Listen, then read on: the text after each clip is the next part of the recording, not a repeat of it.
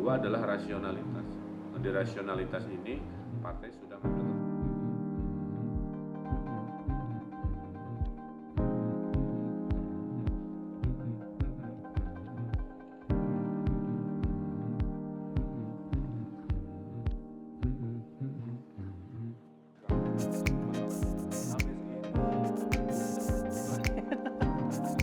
Aduh, di kantor ini sebenarnya di Menteng di Deutsche Bank.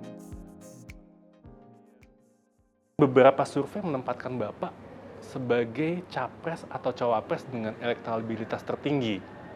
Apakah Bapak tidak tertarik, Pak, untuk menjadi calon presiden atau calon wakil presiden? Saya ini punya dua value nilai ya, politik tahu diri, politik akal sehat. Politik tahu diri mengatakan bahwa karena saya masuk ke rumah namanya Partai Golkar, saya tidak bisa menentukan semua tanpa ada sebuah keputusan partai. Keputusan partainya, pilpresnya Pak Erlangga sudah fix, maka saya sebagai warga baru mendukung, mendoakan, mencari cara untuk memenangkan di berbagai kesempatan. Walaupun saya tahu survei saya untuk level nasional nggak jelek-jelek amat lah ya, bahkan nomor 2 juga bagus, tapi poinnya kan bukan itu. Satu, ada masalah elektabilitas dan likabilitas. Dua adalah rasionalitas. Di rasionalitas ini partai sudah ngambil keputusan. Karena saya gabung di sana, maka rasio saya mengatakan saya harus taat. Jadi saya mendukung Pak Erlangga. Tapi ya beberapa survei memang menempatkan Bapak sebagai salah satu yang tertinggi lah elektabilitasnya gitu loh, Pak. Masa sih Bapak nggak sedikit pun misalnya tertarik? Atau... Karena keputusan itu tidak pada individu, itu poinnya. Jangan nanya nafsu, jangan nanya ambisi kan gitu ya. Itu hanya satu dari rumus matematika politiknya. Dalam rumus matematikanya ada keputusan partai. Individunya mau, partainya tidak mengizinkan kan ngapain. Jadi per hari ini hitungan itu adalah ikuti saja keputusan partai. Gitu. Dan itu sudah keputusan. Dan saya udah legowo, nggak ada masalah. Saya sudah sampaikan Pak Erlangga, fokus. Saya taat fatsun pada keputusan partai. Bapak dikenal sebagai sosok yang independen saat Bapak maju menjadi wali kota dan kemudian gubernur Jawa Barat. Apa sih yang akhirnya membuat Bapak untuk tertarik masuk ke partai politik? Dalam perjalanan hampir 10 tahun, saya mendapati 1-2 kesimpulan lah ya. Kemaksimalan kerja saya jadi terbatas sebenarnya.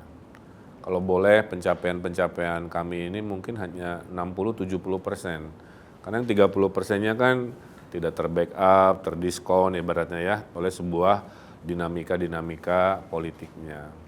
Yang dirugikan siapa? Yang dirugikan adalah masyarakat kan. Sehingga akhirnya saya berkesimpulan, apalagi saya kan di periode terakhir ya, ingin memaksimalkan agar apa yang ada dalam visi misi dan komitmen itu bisa jauh lebih besar. Nah, oleh karena itu masuk partai saya kira saya akan punya backup politik lebih baik. Yang diuntungkan siapa? Bukan saya pribadi, tapi sebenarnya rakyat yang komitmen pembangunannya lebih maksimal.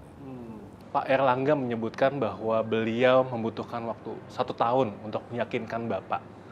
Apa sih sebetulnya yang dijanjikan oleh Pak Erlangga sehingga Bapak tertarik untuk masuk ke dalam Partai Golkar? Saya butuh kontemplasi panjang ya. Memang partai-partai pengusung juga kan berharap, ya semua juga baik ya. Tapi kan kelebihan dari Pak Erlangga, intensitas mengajaknya lebih personal gitu kan, lebih intens, lebih sering frekuensinya, terus banyak pertanyaan-pertanyaan yang saya bisa dibantu jawabnya oleh beliau. Jadi intinya memang kuncinya ada di komunikasi 2 arah, tidak bisa 1 arah gitu.